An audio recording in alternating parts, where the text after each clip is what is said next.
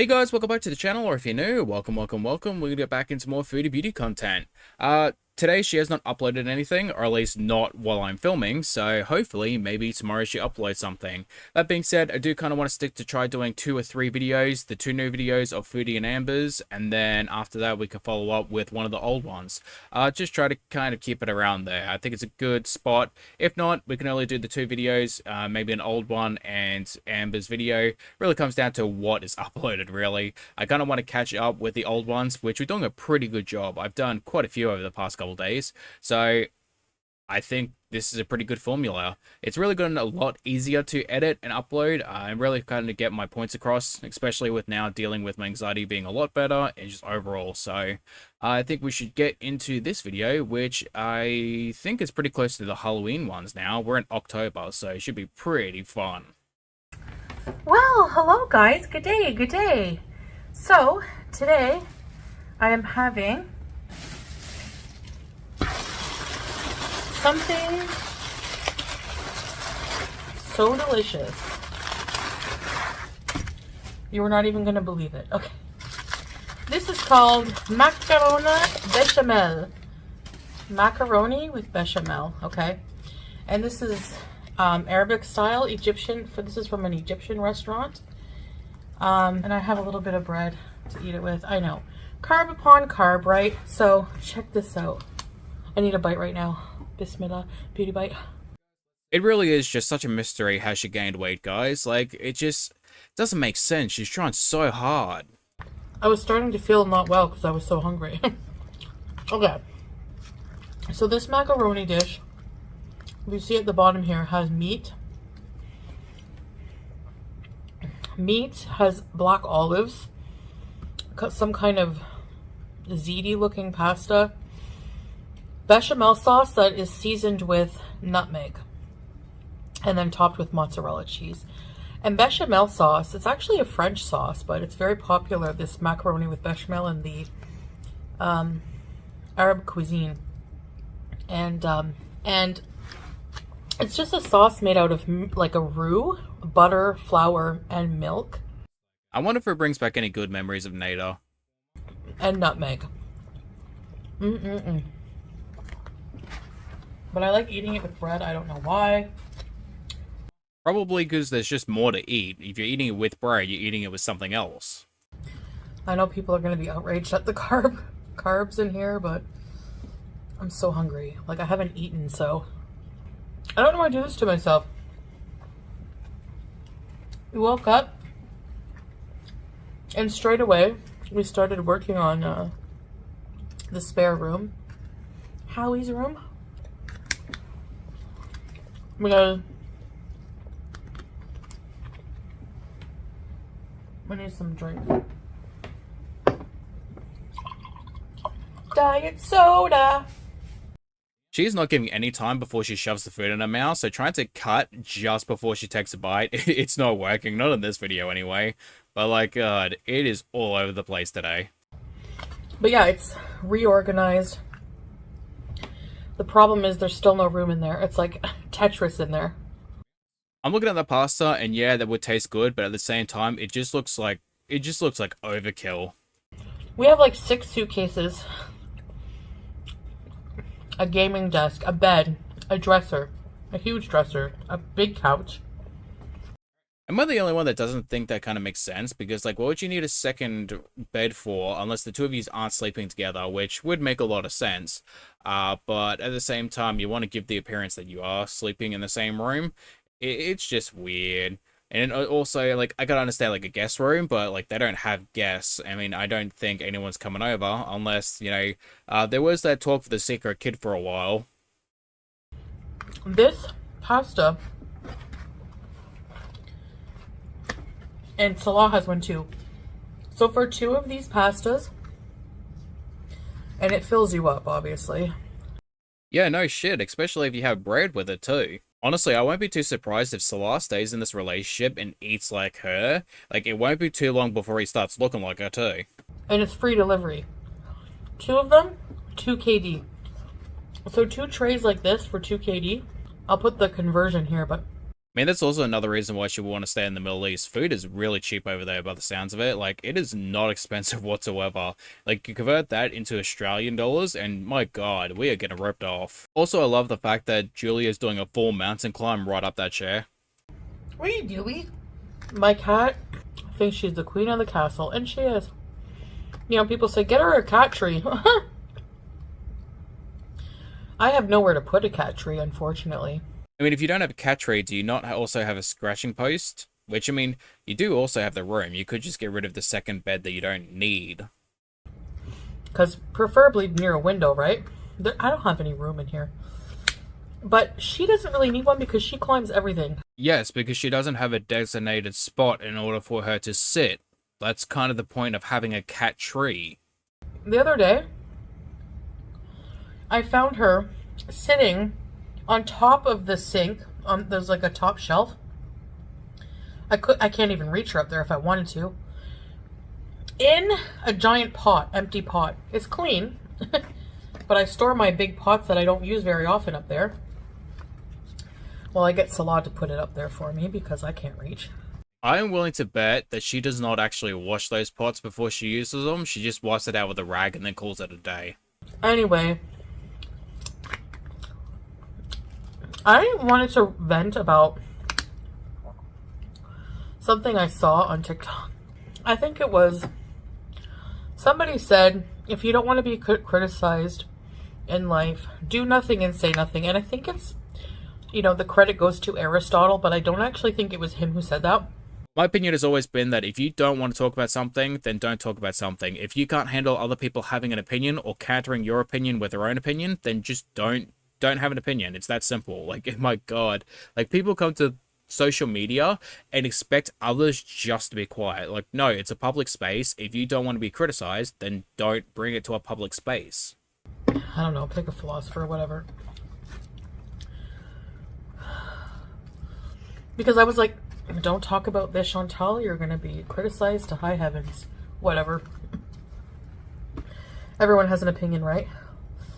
So, too much cheese in this one bite. Never thought I'd hear myself say that. This has been showing up on my FYP. This family, this woman, she has 6 kids. She's pregnant with her 7th.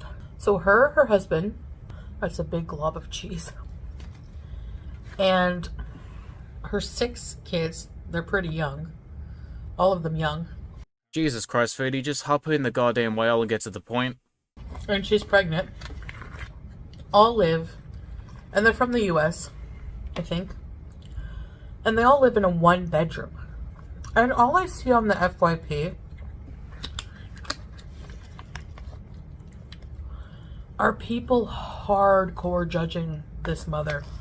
Why this woman needs to have CPS called on her, close your legs, stop having kids, like comments like this.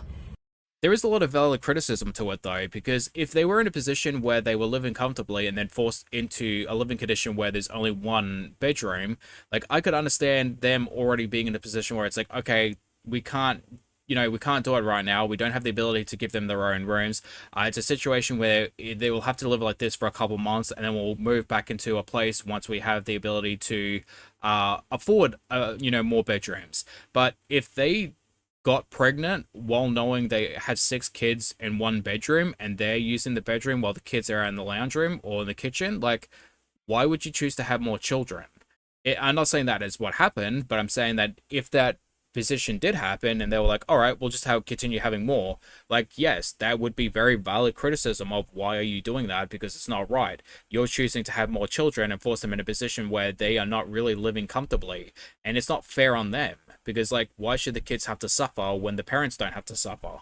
And it's really hard to explain to someone like Foodie because she's only looking at it from the physical aspects. Like, children need more than just food and shelter. And, like, yeah, love goes a long way, but it's not enough. Like, children need their own spaces in order to really live and thrive. And to force them in an area in which they kind of just don't have enough, it's going to be a detriment. It really is. And, like, she's never going to be really understand that, because let's face it, Foodie is not exactly the sharpest knife in the block.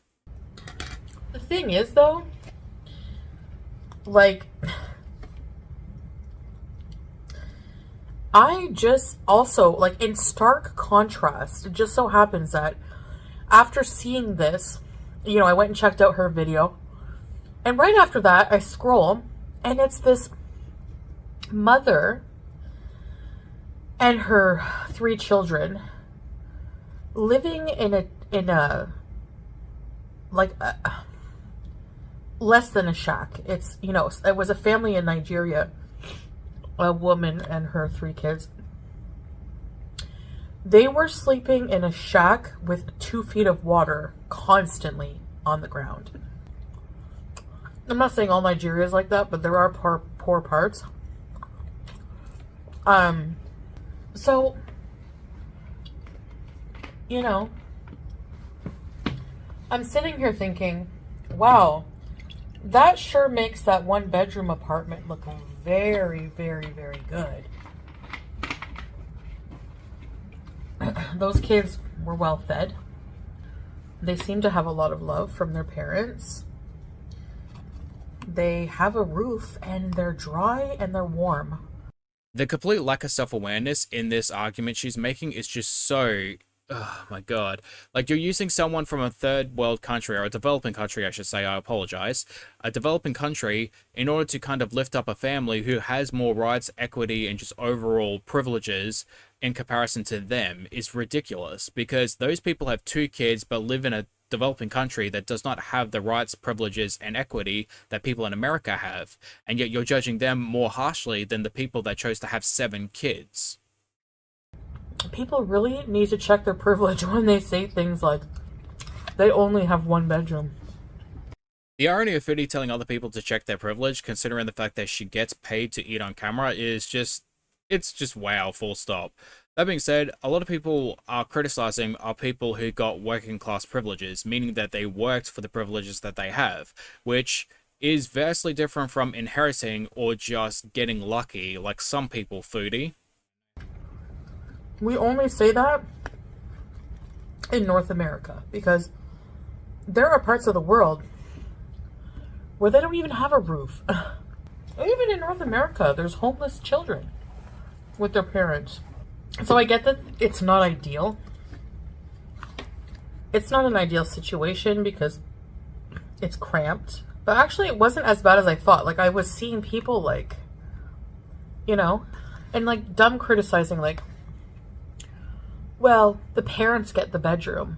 Like, how selfish. Like, that is a fair criticism. Why should the parents get privilege of having their own space when the kids don't? Why is that selfish? Like, how can you give it to 1 child? You can't give the bedroom to 1 child. It's not fair to the other children. And if you put all the children in the same bedroom, it's the same thing as having them sleep in the living room. It's just like, I get so annoyed. I really have to stop watching TikTok. It really makes me in a bad mood a lot of the time. I don't even really want to dignify that with a response, but like, Foodie, do you even have a brain anymore, or has it just been replaced by fat? Unless it's cat videos or food. You know, by the way, that just annoyed me. What do you guys think about that? I think we're just too spoiled to, you know, like, and to say, like, stop having kids. Well, I don't know.